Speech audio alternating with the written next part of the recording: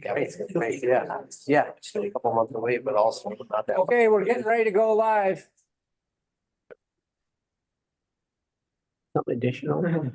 I've got, That'll be E. see, just turn it over to me and Millen. That's the, Yeah, I see. consent for the consent right now.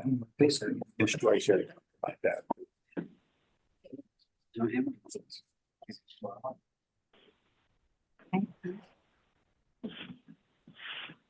Yeah, please start here. You feel my pain. On you.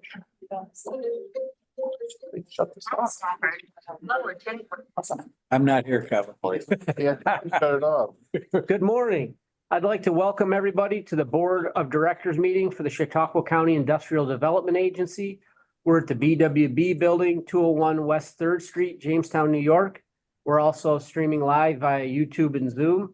It's July 23rd, 2024, and it's currently 10:35. We'll go ahead and do a roll call. Gary Henry's here. Brad Walters. Here. Dan Hetzenrader. Here. Tom Harmon. Here. Stephen Thorpe. Here. Dan DeMart. Here. Kevin Muldowney. Here. Amy Harding. Here. Thank you. You should have already received the minutes from the June 25th meeting and had an opportunity to review those. Do we have a motion to accept the minutes? Motion. Thank you. And do we have a second? Second. Thank you. All those in favor say aye. Aye. Opposed? Minutes have been accepted. We're glad to have the county executive here, PJ Wendell, this morning. Did you have any thoughts you wanted to share with us? Certainly. Well, just first of all, if you look up the block, Wicked Warren, the project that came before the IDA is open, moving forward. So really excited about that. Most importantly, 2 years ago, a lot of criticism, came about in Chautauqua County with the IDA and the ABO and their findings. I think what's more remarkable is if you saw the post from Jason and myself, County of Chautauqua IDA now is the #1 leading economic development group in Western New York. When you talk and listen to people, the gold standard is in West Buffalo, Niagara. We've surpassed them. We also have some of us have to leave today, possibly before the end of the meeting, for another announcement made by Governor Hochul this morning. So really excited about the economic development that is here. So, we constantly hear, what are we doing about population decline? What are we doing to bring in business? We are working. The IDA is constantly at work. Mark, the planning team, the IDA working hand in hand, and all of you here on the board approving these great ventures. So again, I just can't say enough as to, how proud I am of the good work. And we'll just keep on moving. Thank you. Thank you. We'll move into new business A, Pomfret 2 PV LLC presented by Christine. Thank you, Mr. Chairman. I know there are several new board members since this project was originally presented in 2022. So I provided an updated application in your meeting materials, and I thought I would briefly summarize the the project and the requested action. Pomfret 2 PV LLC is a project that involves new construction of a 4.699 megawatt AC solar farm on 28.91 acres leased from ASAM Farms at 10026 Farrell Road, Fredonia, New York, 14063 in the town of Pomfret. In 2022, CCIDA reviewed the original request from RIC Development and approved the tax lease pilot assistance at the request of the developer and the town. Luminace Sunbeam Development Holdings LLC recently acquired this project, and also the Hanover 2 PV LLC project from RIC. The IDA transaction closed last month in June. Construction is underway, and the company is expecting commercial operation by March 2025. As with many projects that were approved then and are closing now, the total project cost increased. For this project, the total project cost increased from $5,600 to $38,800 estimated in 2022 to $11 million. I may have said 5,000 at $5,638,800 estimated in 2022 to $11,550,000 in 2024. As such, on June 14th, we received a corresponding request to increase the previously approved sales tax exemption from $255,189 to $418,555.26, for an increase of $163,366.26 sales tax exempted. For clarification, the request pertains strictly to state and county sales tax exemption authorization, not to the pilot payments in the executed pilot agreement that are distributed to the taxing jurisdictions, including the town, school, and county. There is no change to the pilot. Public hearing notices were mailed on June 14th, the same day the legal notice was published in the Observer. We received no written comments, and no members of the public attended the hearing held on June 24th, 2024 at the Pomfret Town Hall. I will now ask Millen Tyler to review the resolution being presented today. Thank you, Christine. The resolution is a consent resolution to increase the sales tax. The numbers that you want to focus on are in section 6 of the resolution. So in this case, it'd be an increase of $163,000 in change of sales tax to a total of $418,555.26. Again, I would emphasize this is the exact same project that the board approved previously, just that the costs have gone up, which means more investment in the county. And the company's asking for this increase in sales tax. Because the number is over $100,000, we held a public hearing. As Christine mentioned, no one spoke at it. The minutes of the public hearing are in your package. So this is just a consent resolution to increase the amount of the previously approved sales tax. Thank you. Did we have any questions from the board?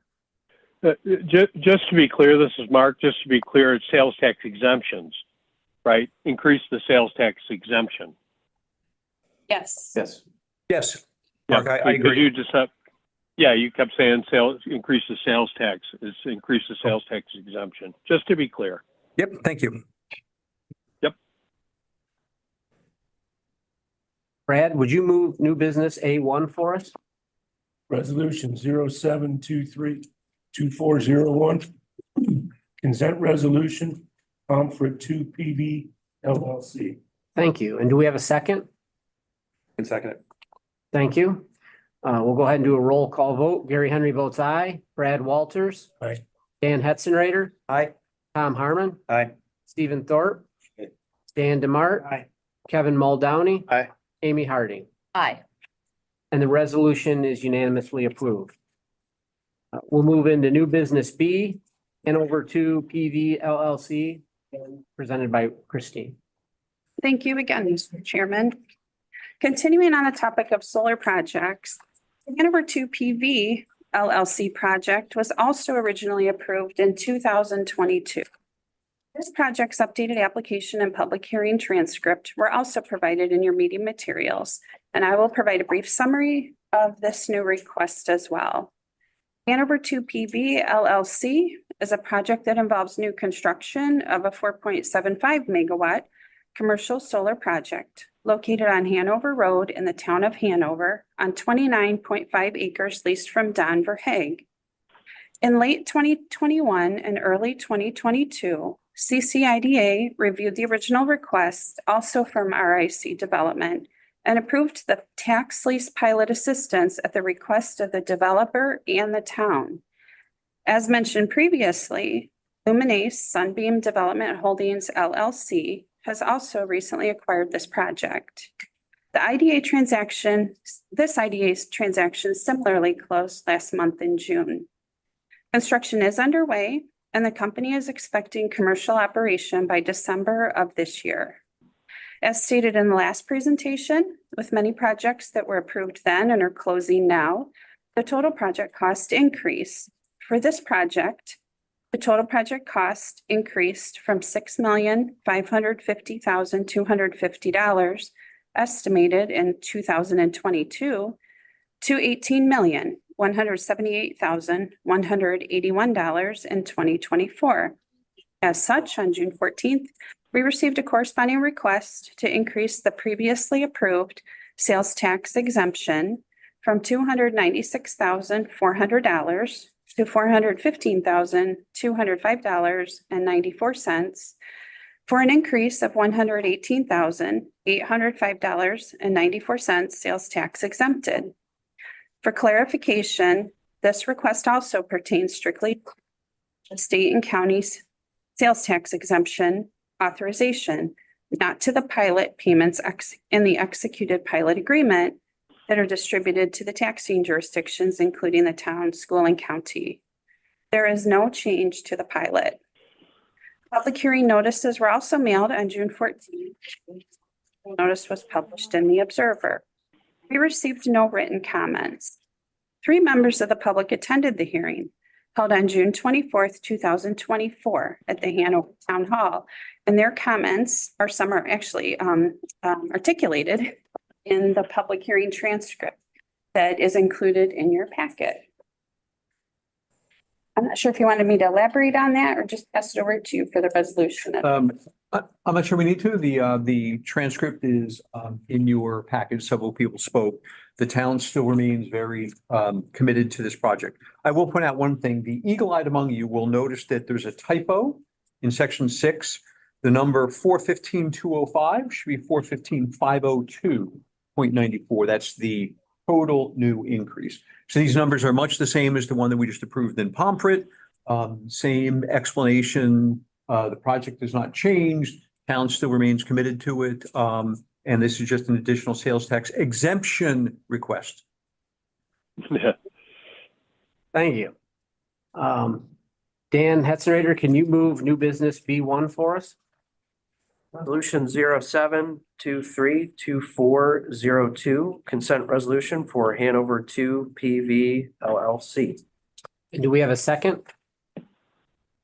I can second it. Tom? We'll go ahead and do a roll call vote. Gary Henry votes aye. Brad Walters. Aye. Dan Hetzenrader. Aye. Tom Harmon. Aye. Stephen Thorpe. Aye. Dan Demart. Aye. Kevin Muldowney. Aye. Amy Hardy. Aye. Thank you. The resolution is unanimously approved. We'll move into new business C, 401 Central LLC, again presented by Christine. Busy day. Yes. It's very busy, Mr. Chairman. I think I'll start with a summary, and Jeanette, while I'm reviewing the summary, if you have access to the floor plans, I could pull those up. And I also wanted to see, I'm sorry, if you could click back to the Zoom for 1 second. I was looking to see if we have Craig Marlott with us. Craig is on. Oh, he is on. Okay, Craig. Craig, I'll introduce you in just a few minutes. Thank you for joining us. But yes, if you could locate the floor plans and share those on your screen, please. 401 Central LLC. The City of Dunkirk has been working diligently for some time with this next client who plans to acquire and renovate the former bank building located at 401-403 Central Avenue, Dunkirk, as well as an adjacent parking lot on Lark Street. This building is prominently located at the intersection of Central Avenue and 4th Street in Dunkirk, diagonal from City Hall and 3 blocks from the waterfront.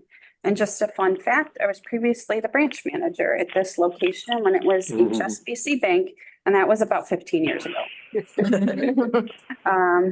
In recent months, the City of Dunkirk approached the CCIDA with an introduction to the 401 Central LLC team and an inquiry around available assistance to support the new investment, which will consist of the property acquisition and the renovations and conversion of the 10,855 square foot structure into 5 market rate apartments and approximately 1,800 to 2,800 square feet of commercial space. It is a projected $2.4 million investment with 24 projected construction jobs and 7 full-time jobs projected. Now I'd like to introduce the development team, including Larry Cruson, who's seated here to my right. He is I'm sorry, excuse me. I'm sorry. I'm combining Lee and Gary. Lee Cruson, who is an agent with 401 Central LLC. And we also have Craig Marlott, a pre-construction manager with Pete, joining us by Zoom. Lee, would you like to speak first or would Craig like to speak first? I'll speak. Okay, let me back up so they can see you. Thank you. Okay. So first and foremost, good morning. Thank you very much for having us here this morning. We're very excited about this project. We've been working very closely with the city of Dunkirk, Mr. DeJoy, for quite some time on this project through the DRI process, and we're excited that it's just starting to move forward. So as Christine had mentioned, our plan for this building is to renovate the existing structure, which has been vacant for quite some time now. It's in relatively poor repair at this point. We intend to put 5 apartments in the building. What you're looking at right here is actually 2 units, which are garden level apartments, and then there would be 3 on the second story. We should have that, Jeanette, on another page of this PDF. And then in between on the first floor this is an image of the commercial space. And so this is proposed. Right now, we're actually in the process of looking for commercial tenants. So the configuration may change depending on what the use is ultimately. But we do have the opportunity for 2 separate spaces here on the first floor. Here's another. That's just another rendering, schematic floor plan on the first floor showing, 1 commercial tenant. And then this is an image of the second floor, which shows 3 units on the second floor. Okay. I don't know if anybody has questions on anything specifically, but that's just a generic project overview. Okay, thank you. Craig, do you have anything to add? No. Okay, thank you. Thank you for the thorough presentation. Mr. Chairman, we do have the City of Dunkirk Development Director, Vince DeJoy, here as well.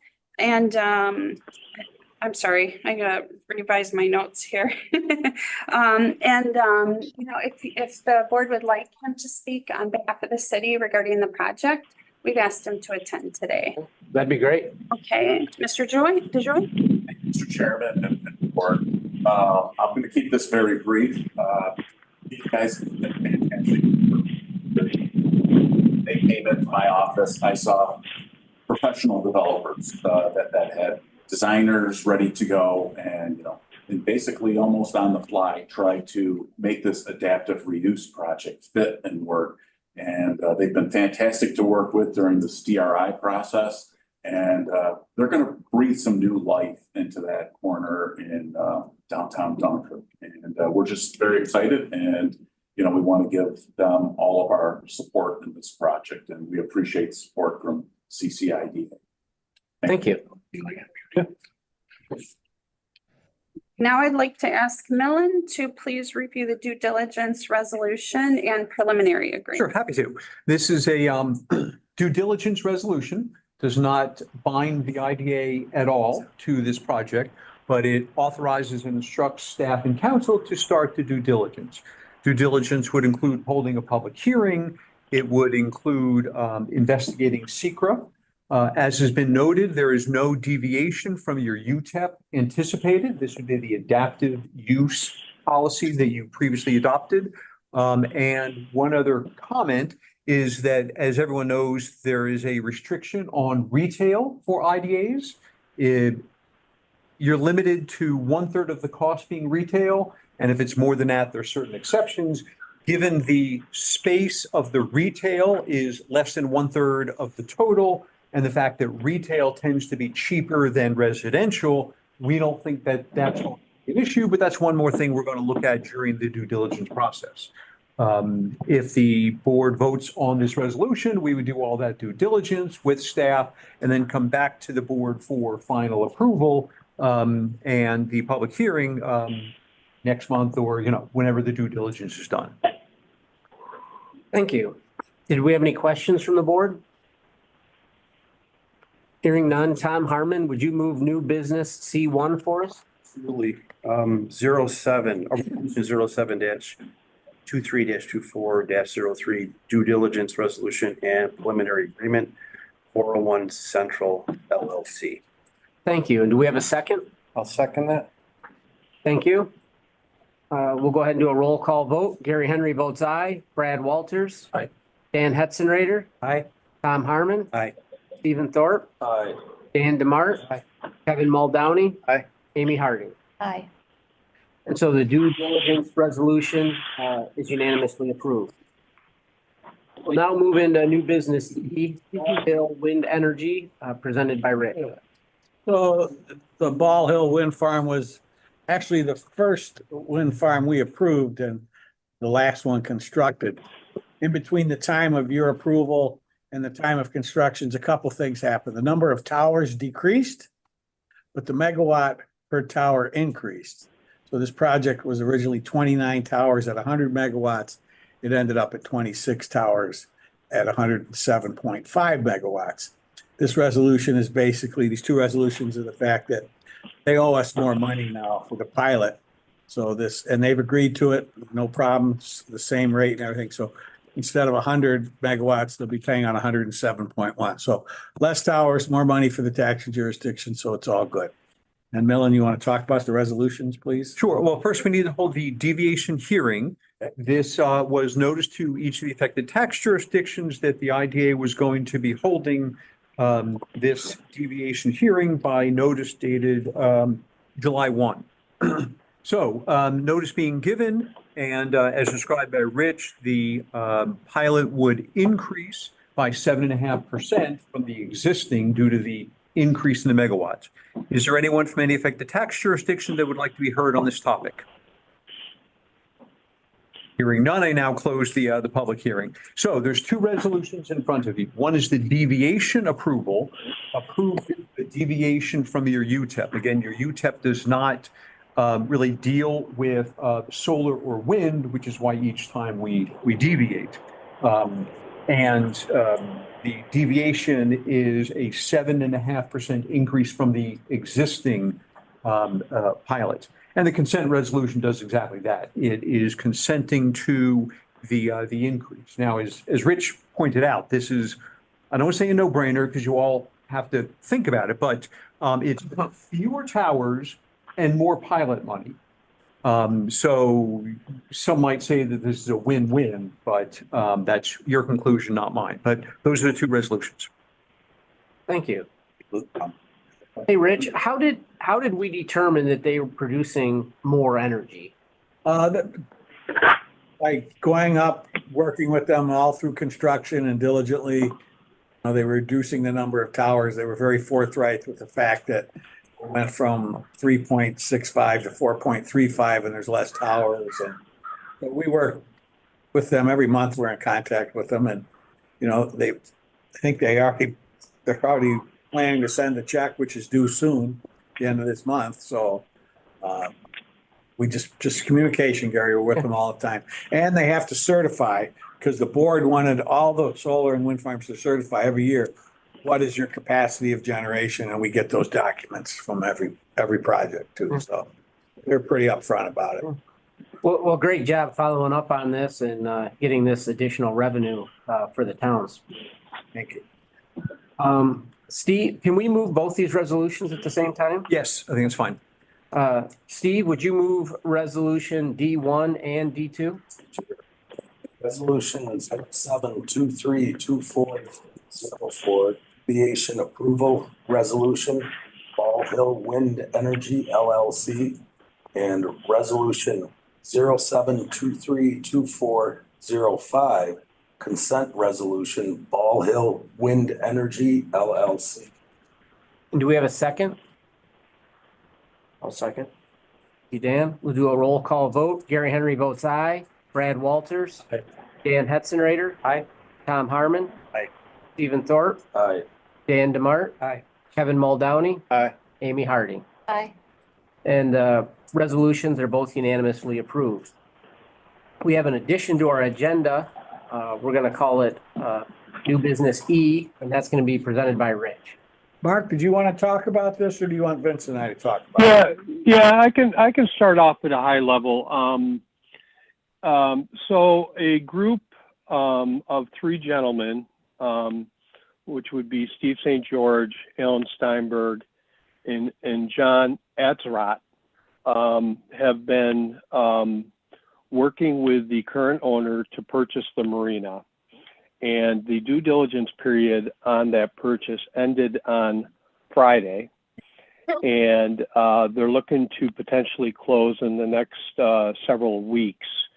As part of that, just as we did when Mr. Smith bought it from Charles Pringle, the new purchasers want to assume the IDA loan that is outstanding. So this is an assumption of the CCIDA loan from Mr. Smith to this new group.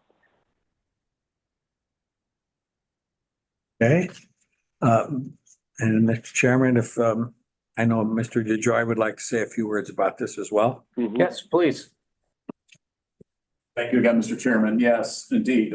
We are in support and in favor of the CCIDA basically assigning this loan to the new operators.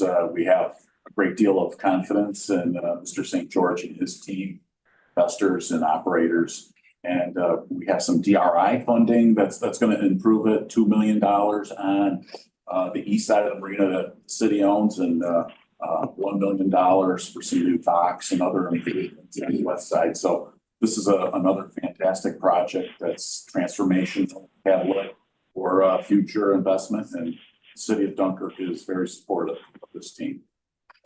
Thank you. You've got a busy day here with the IDA and then more going on this afternoon. So exciting day for Dunkirk. So thank you for being, taking some time to be here with us. So. Thank you, Vince. Are you going to read the resolution for us, or? Melon's going to explain it first, and then we'll just have someone move it. We're not going to read the whole thing. Okay. Right. A fairly straightforward resolution. We apologize for getting it to you so late, but this just sort of came in, as Mark said, late last week. The collateral remains the same. We would release Mr. Smith from his guarantee and put new guarantees in. But as you see at the bottom of the first page, the collateral remains the same. Loans were originally $290,000 and $216,000. They've amortized down to, I think it's under $300,000 in total. So the exposure keeps going down as the amortization increases. And as has been commented on, this is pivotal to the transformation of the marina. So it's just a consent resolution to the assignment and assumption of these loans from one entity to another. Thank you. Dan DeMar, could you move this consent resolution for us? You can say so moved. So moved. Thank you. I think if there's any questions about the resolution, we can have Millen explain it again, but I think we understand what we're doing here. Do we have a second? I'll second it. Okay. Thank you, Kevin. We'll go ahead and do a roll call vote. Gary Henry votes aye. Brad Walters. Okay. Dan Hetzenrader. Aye. Tom Harmon. Aye. Stephen Thorpe. Aye. Dan DeMart. Aye. Kevin Muldowney. Aye. Amy Harding. Aye. So the resolution is approved with one abstention. Mark, did you have an executive director's report for us? Yeah, I'll be very brief. PJ already talked about the recognition by Buffalo Business First as being the #1 ranked economic development agency in the region. I believe that's the first time that the CCIDA has been so recognized, and it's a big deal. You know, we're competing with, you know, Erie County that's 10 times our size, and for little old Chautauqua County to be able to get this recognition is pretty significant. So just kudos to everybody, the whole team, the staff, the board, the loan committee members, the consultants, our legal representation. It's really great. So congratulations. Cummins Engine, last Friday, we celebrated their 50th anniversary. the governor's office was there and everyone else you can imagine, all kinds of, past plant managers. It was really great. And, we were looking over, it was so situated that you could see the new engine line that's going in, the $452 million investment. So really a great day. And then Wicked Warren, I wanted to say one more thing about that. That project would not have happened without Rich, without Millen, Lisa Cole. It was an all-day event. There was accordion folders spread the entire length of both of those conference tables. And there was people in and out all day signing stuff. It was huge. It was, I call it legal gymnastics, right, Millen? It was significant. And so way to go. I mean, my God, it was quite a feat to pull that off. And so Jamestown and the entire county is better off for it. So I just wanted to mention that. The other two things real quick is we do have a new recruitment brochure. Jason has been working really hard on it. All of us have to update. If you recall, I want to say 5-6 years ago, probably 6 years ago, we did a recruitment brochure. And what that is, it's really a useful document for businesses that are recruiting talent to be able to sort of highlight all the great things about Chautauqua County, not just the natural assets, et cetera, but all the things there are to do, and then all the employers and the things we make here. So we updated that. We made 13,000 copies of that 6 years ago. We distributed them to all the businesses, and we also offered a electronic link to it. And so we updated that, and we made 2,000 copies. We expect we'll have to make more. We'll get those out to the businesses, and again, we'll push out that electronic link so that the employers can link it to their sites to help them with recruitment. And then the last thing is we developed a one-page flyer. I don't know if Jason has those in front of you that he's probably showing you right now, but one-page flyer that we never really had. Not sure why, but it's just basically highlighting our services and our incentives. It's an overview of what we do. It's a nice little handy piece that we can hand out and talk through it. So appreciate that, Jason, and everyone. If anyone needs any copies, we have a lot of those. So that's all I have.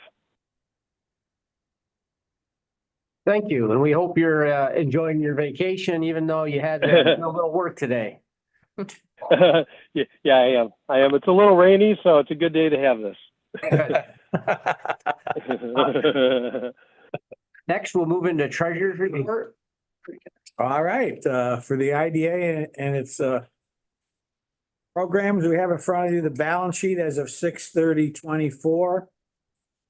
First, I'd like to note that we are in very good position with our cash flow. There's highlights. I know there's a small mistake in the Alltech notes receivable, which I will investigate $2,000. But that's the highlight of this, is that everyone's having a good year here. And again, the cash flow is moving nicely. Turn to the next page, the statement of revenue and expenses.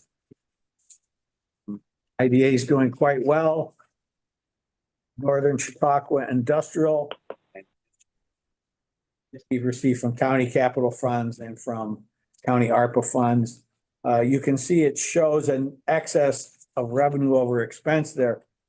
Typically in this project, when we would receive the money from the county, we would defer all the revenue. And then if we hired like engineering firms to do $100,000 worth of work, we'd recognize $100,000 worth of revenue from the deferred and $100,000 expense. There would be no excess of revenue over expense. But when we purchase property with the money, we move the money from cash to the asset and we recognize the revenue, but there's no expense with that because you don't depreciate land. So that's why that shows down at the bottom. And we've also received $7,000 in rent renting back the property for the previous owners to grow grapes. So we're at a $7,000 plus on that as well. The CARES Act shows a little bit in the hole, and we'll notice that's all because of the bad debt reserve. That's not a cash loss. That's just increasing the bad debt reserve. Turning to the variance report, as we do every year in June, amend our budget.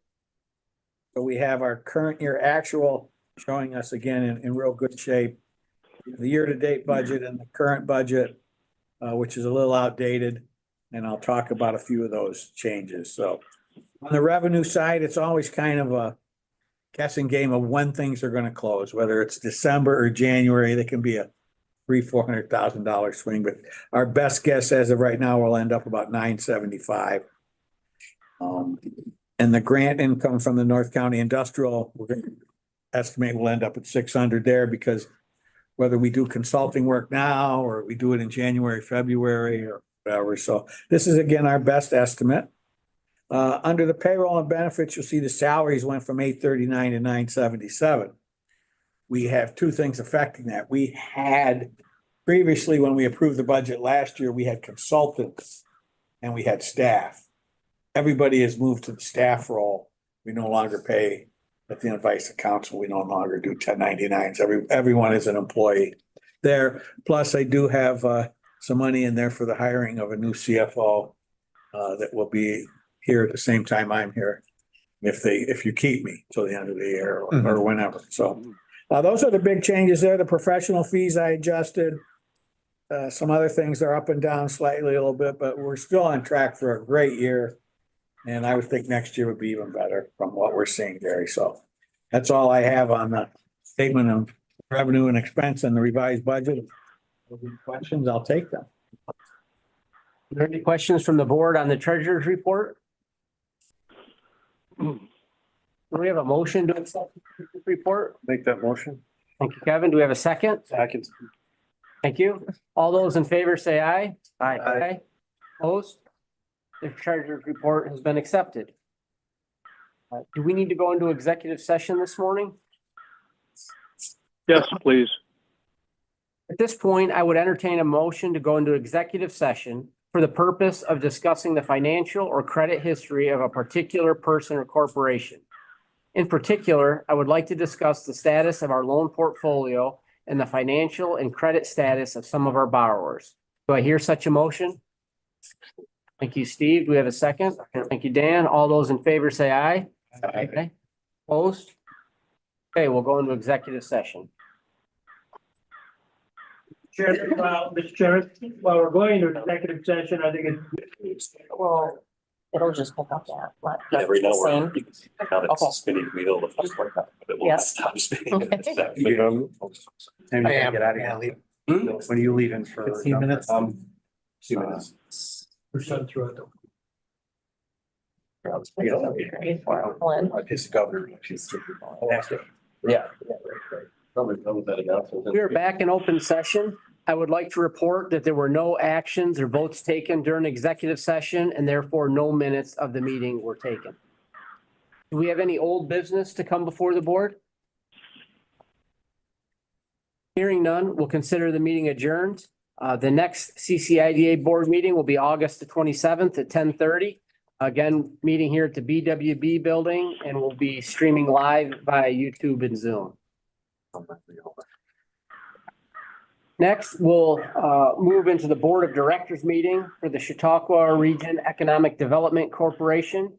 We're meeting at the BWB Building, 201 West 3rd Street, Jamestown, New York, streaming live via YouTube and Zoom. It's July 23rd, and it is currently 11:30. Go ahead and do roll call. Gary Henry's here, Brad Walters, Dan Hetzenrader. Stepped out, Tom Harmon. Here. Stephen Thorpe. Dan DeMart, Kevin Muldowney, Harding. Thank you. You should have already received the minutes from the June 25th meeting and had a chance to review those. Do we have a motion to accept the minutes? Second. Thank you. All those in favor say aye. Aye. Opposed? The minutes have been approved. We'll move into new business A, a resolution for the Chautauqua Region Economic Development Corporation. Who's going to, That'll be me. Thank you, Mr. Chairman. thank you, Rosie. Skylar's Kitchen, located in the village of Lakewood, is applying for a small business assistance grant to the Office of Community Renewal. Town of Bust is actually the applicant. We will become the pass-through for that project. So this resolution before you is just allowing the CREDC to become the pass-through for those grant funds for Skylar's Kitchen. Do we have any questions from the board? Hearing none, Dan DeMart, would you move new business A for us? Move to approve resolution 07232406.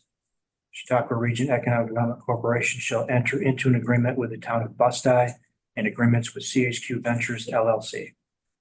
Thank you. And do we have a second? I can second it. Thank you, Steve.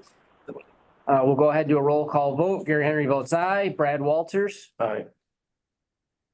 Tom Harmon. Aye. Stephen Thorpe.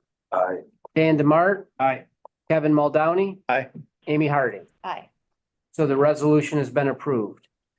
Next, we'll move into new business B, for the consolidated funding application for Brownfield. And Nate? Yes, thank you, Mr. Chairman. This resolution is required to accompany a grant submission we hope to make early next week through the Department of State's Brownfield Opportunity Area Program. Again, as this board's aware, we've done a lot in the last 5 years or so to advance brownfield redevelopment efforts, including an inventory and establishment of the revolving loan fund we were able to do after receiving EPA funding. So really what this project would do is to look at other areas outside of the two cities to see, really dig into our brownfield, underutilized and vacant site inventory, look at creating marketing sheets for priority and underutilized sites, do some GIS mapping of those known and suspected brownfield sites, other vacant and underutilized sites, and really set up other communities in addition to Dunkirk and Jamestown have approved brownfield opportunity areas to have that chance as well, with which brings additional state incentives. So this will be a $200,000 grant request. The Partnership for Economic Growth cover the 10% match requirement if awarded. Again, it supports the IDA's brownfield RLF and will support the redevelopment of other key priority brownfield sites in the future. Thank you. Any questions from the board? I just have one more comment. The whole idea is that we're able to sort of market these sites to developers that are savvy in the brownfield tax credit world. It doesn't exclusively have to be them, but certainly the more that we can say and the more that we can push this out and show that we know a lot about these sites, so they have a general idea of its size, what level of contamination, environmental stuff, the better. So that's what this is all about. Thank you. Kevin Muldowney, would you move new business B for us? Certainly. Resolution 07-23-24-07, authorizing submittal of a consolidated funding application, CFA, through the New York State Department of State, DOS, Brownfield Opportunity Area, BOA program. Thank you. And do we have a second? Get seconded. Thank you, Tom. I'll do a roll call vote. Gary Henry votes aye. Brad Walters. Aye. Dan Hetzenrader. Aye. Tom Harmon. Aye. Stephen Thorpe. Aye. Dan DeMart. Aye. Kevin Muldowney. Aye. Amy Harding. Aye. And the resolution is unanimously approved. Thank you. You can go now. Mark, did you have an executive director's report? No, all I wanted to say is that in August, we'll give a full update of the latest with the Partnership for Economic Growth and other CREDC stuff. So expect that in August. Okay, thank you. And Kayla, did we have a treasurer's report? Yes, we do, Mr. Chairman. You will see the credit balance sheet, and that's got I wanted to make note that CPEG, Ralph Wilson, and ARPA all have very healthy balances in their deferred revenue categories.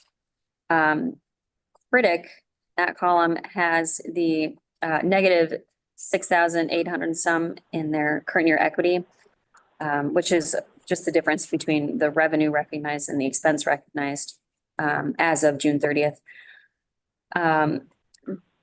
This isn't a concern for us. There's still plenty in cash, receivables, and some in the deferred revenue. So it's just a timing of revenue versus. For the P&L, again, there's the excess of revenue over expense, which again, we've got plenty to cover that difference. CREDC.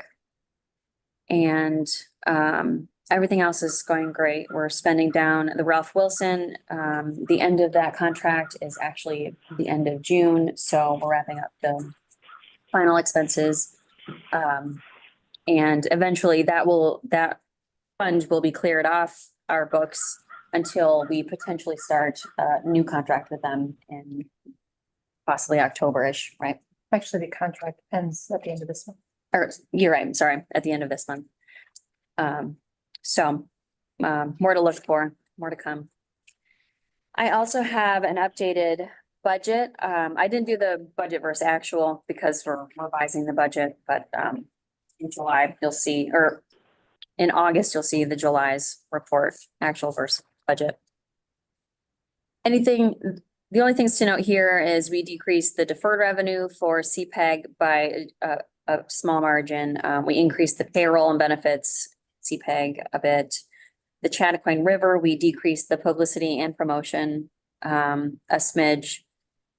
The special tourism marketing, we decreased both the revenue and expenses to reflect closer to what we actually project. And in the Greenway, we actually increased the revenue and expenses because we've gotten more grant funding. So not many adjustments, but just planning ahead, according to what we've got. Thank you. We have a motion to accept the treasurer's report. Need a second? Thank you, Kevin. All those in favor say aye. Aye. Opposed? Treasurer's report has been approved. Do we have any old business come? Hearing none, we'll consider the meeting adjourned. And we'll see if we need to have another meeting next month after the IDA meeting, depending on what's necessary.